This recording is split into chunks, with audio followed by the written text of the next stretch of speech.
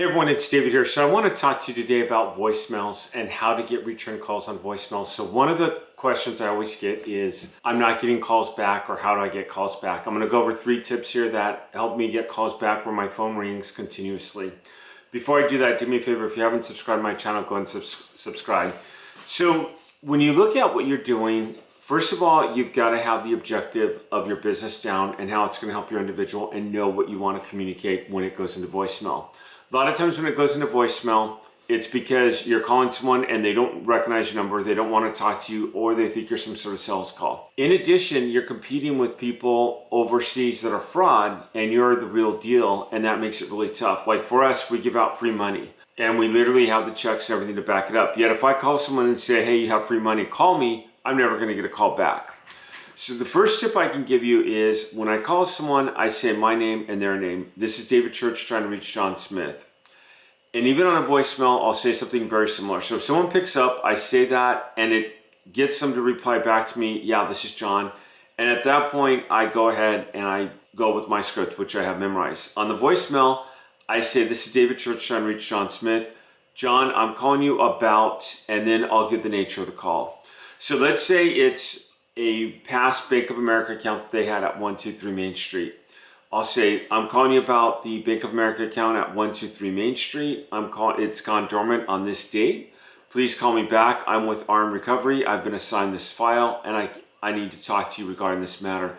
Again, I've said the address, I've said the name, and I've given a nature of a past account that's been at that address. That is going to get your client's attention and you're going to get calls back. Now, I don't want to come across like I get every single call back, but if I'm cold calling, which I do quite a bit, and I call 10 individuals, it's very common for me to get 3-4 calls back throughout the day. The other part is when you're working with someone who's deceased, how do you handle that in that cold call? So you almost do the same thing. I'll say, this is David Church trying to reach a relative of, and let's say it's Jane Smith. I'll say, this is David Church trying to reach Jane. Jane, I'm trying to reach a relative of John Smith from 123 Main Street. I'm calling about the Bank of America account at this address that's gone dormant. I'm with RM Recovery. This is not a sales call. Can you please have someone in the family get in touch with me regarding this past account? Well, I just stated that it wasn't a sales call. I gave the nature of the call and I gave all the details of what the call should be. That's very specific. I get calls back when I do that. What you should do is you should be calling people multiple times throughout the week. I don't call someone like multiple times throughout the day because they're going to block you. They're going to not even bother with you. But what I do is I call someone in the morning and in the afternoon the first day. And then I try them 4 or 5 times. Statistically, when people pick up for me, it's somewhere between conversations 4 and 12 for 37% of my market. And if you don't know my 3-37-60 rule, go back and listen to a previous video. So you say your name, their name. The second part is the nature of the call, which I've gone over that, and that is the data. So for me, I'm calling about past counts. Or if it's a tax overage, I'll say I'm calling about the overage from the auction at 123 Main Street. Not sure if you're aware of this, wanted to make sure you're educated. Again, I'm not saying, hey, I'm trying to give you free money here, I'm trying to get you this. So let's say he's got $30,000. The more data I have about that $30,000 is going to get me a call back.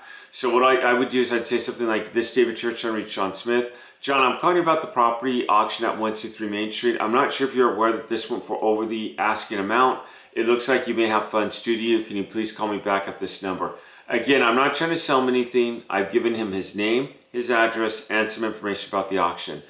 When you deal with auctions, you're dealing with a lot of emotions because someone has lost a property and it's emotional. So you got to keep that in mind. The other thing I do, and this is one of the biggest tips that I get calls back, is I leave my number multiple times. The biggest criticism I get, I got this when I was a teacher. I've gotten this probably on my YouTube channel. I get it from my community. I get it from people who call me back. I talk way too fast. What I do is I try to slow down and I say my number multiple times. You can reach me at this number. Again, it's this number. And sometimes I'll say another sentence and then I'll get my number one more time. That's going to get people to be able to call you back, and you want to be as specific as possible. I do go for mobile numbers and then I go for landlines after, because in today's world, mobile numbers tend to be what people pick up and answer. Most people don't have a landline unless they're post 60. Then I find that landlines work a lot more with the mobile numbers. Hey everyone, thanks for watching. Subscribe to my channel if you haven't, and I'll see you around. Thank you.